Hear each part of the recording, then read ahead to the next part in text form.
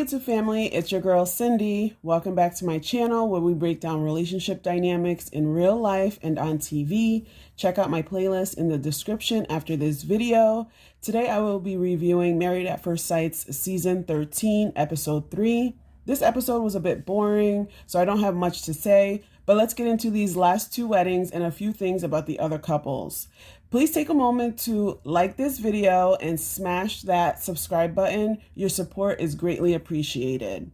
So we have Brett and Ryan's ceremony, which was very interesting. I felt like they wouldn't be each other's type based on the wedding photo in my first video, but they told the camera they were attracted to each other. But later on in the episode, they had told each other's friends that, they're not typically each other's type. So I'm not really sure what's happening here. We do learn that Ryan has never dated a redhead, which was kind of surprising to me since his sister mentioned how he had a different flavor of the week in the first episode. Ryan's friends and family described him as serious and uptight, which I could see. He doesn't seem to smile much, at least not on camera anyway. And I was wondering, how did he date so many women? I don't see any charm. He doesn't give me Playboy vibes. He looks stiff and uncomfortable. So it's kind of like a mystery as to how he was out here dating all these women, but maybe he was just nervous to be on camera. Brett's vows were sweet. She really wants commitment. I don't know if Ryan could be the man she desires. And what's up with that country song for their first dance? I didn't like it, and I could understand why Brett is questioning if she will fit into Ryan's lifestyle. He's really country, and his friends were telling her how he's out here pretty much killing animals in his spare time, allegedly. It was really cute how they kissed twice at the altar, and I'm sure Brett was over the moon since she hadn't had any type of intimacy over the last 2 years. This is an interesting match, and I'm looking forward to see how things unfold with them. Next, we have Jose and Rachel. They both kind of annoy me, and Jose just gets on my nerves. They were both talking about how they want and have the tools for a perfect marriage, which is delusional. They don't know each other, so going in trying to make things perfect is setting them up for failure, in my opinion. People should worry more about having a healthy marriage and less about trying to make things perfect. Rachel's last relationship ended 6 months ago, and she mentioned being scared of losing herself and becoming a doormat again, which I think is a red flag. Jose's quote-unquote structured ways probably won't give her any room to be herself.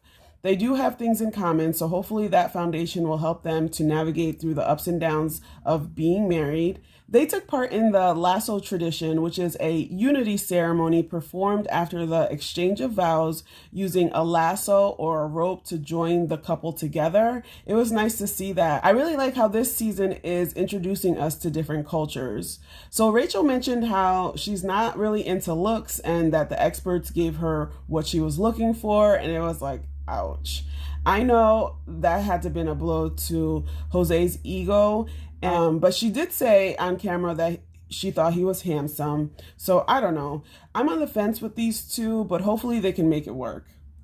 Next, we have Michaela and Zach. So Zach mentioned how he found himself in college. He felt awkward growing up, and I can totally relate to that because I didn't feel comfortable about my Haitian roots until college because that's when I met and interacted with fellow Haitians.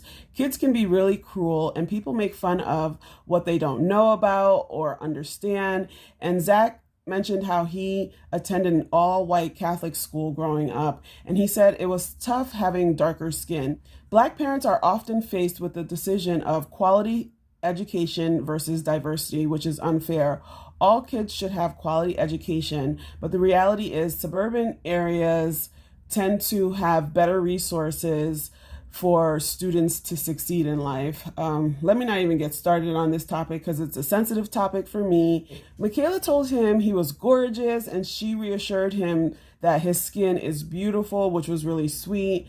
So Michaela's longest relationship was 364 days, as she told Zach, because she said that her dude had dumped her the day before their first anniversary, and his longest relationship was only 9 months. So they both have minimal relationship experience, but they both seem to really want to be married. And I think the relationships and love they have witnessed around them is the driving force. I really hope that they will be patient with each other, learn, and grow in love together. Next, we have Beau and Johnny. So they didn't appear until the second half of the episode. I was starting to wonder where they were. They spoke about love language. Johnny enjoys touch, but that's at the bottom of the list for Beau. She usually uses gifts and acts of service as her way of showing love. Hopefully, she'll feel safe enough to open up and be vulnerable with Johnny. They talked a little bit about finances, and he asked her what was the last thing she splurged on, and she said her wedding shoes, but they were consignment. He didn't understand what that meant, so she described it as her shoes had some pre-love, aka they were gently used, which was so cute. When Johnny spoke with her brothers, they told him that she doesn't like to be touched, and so Johnny asked, well, do you guys hug her? And it's a no, Johnny. Some cultures just don't show love with touch, but I feel like Johnny will go out of his way for Beau to be comfortable, and they will continue to grow and connect with each other. I think they are a great match. Sidebar, did y'all see the Asian style covers on their bed? I thought that was awesome.